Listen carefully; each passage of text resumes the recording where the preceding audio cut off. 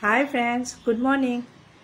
মই মোৰ বেটা জিমি আৰু তাৰ ফ্ৰেণ্ড মৰ্নিং ৱাক ওলালো আৰু লগতে ভাবিলো মোৰ পৰিয়াল সকলক আমাৰ মৰমৰ দুলীয়া জানক সেউজীয়া পৰিৱেশৰ অলপ ভিডিঅ' দেখুৱাও। সেই ভিডিঅ'টো তুলি লৈছো। এই পৰিৱেশটো দেখিলে মোৰ স্বৰ্গীয় ডক্টৰ ভূপেন হাজৰিকা ডাঙৰীয়াৰ গান এটা মনত পৰে। মোৰ সুৰ ধুনীয়া নহয়, পৰিৱেশৰ লগত গানটো মিলে বুলিহে আপোনালোকক গানটো 2 লাইন মান কওঁ। অচিৰ বিনন্দিয়া তোমাৰ সেউজ পৰিৱেশ, ভাৰতৰে পূৰ্ব দিশত সূৰ্য উঠা দেশ।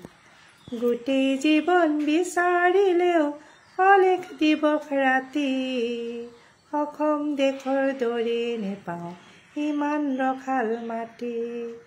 অসম আমাৰ ৰূপহী গুণৰো নাই শেষ, ভাৰতৰে পূৰ্ব দিশত সূৰ্য উঠা দেশ।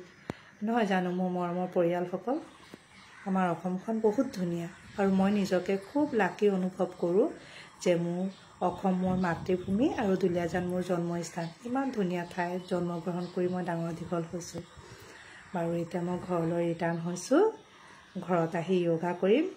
আপোনালোক সকলো ভালকৈ থাকিব। মোৰ এই সৰু ভিডিঅ'টো আপোনালোকক শ্বেয়াৰ কৰিছোঁ। ভাল পালে লাইক, কমেণ্ট, শ্বেয়াৰ কৰিব।